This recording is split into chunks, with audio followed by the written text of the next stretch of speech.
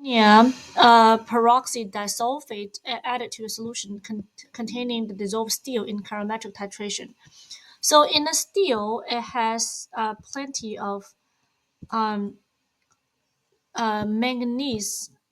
So usually, if you want to measure the amount of manganese, you're going to use the colorimetric assay, which basically is the manganese ion react with 5 ammonia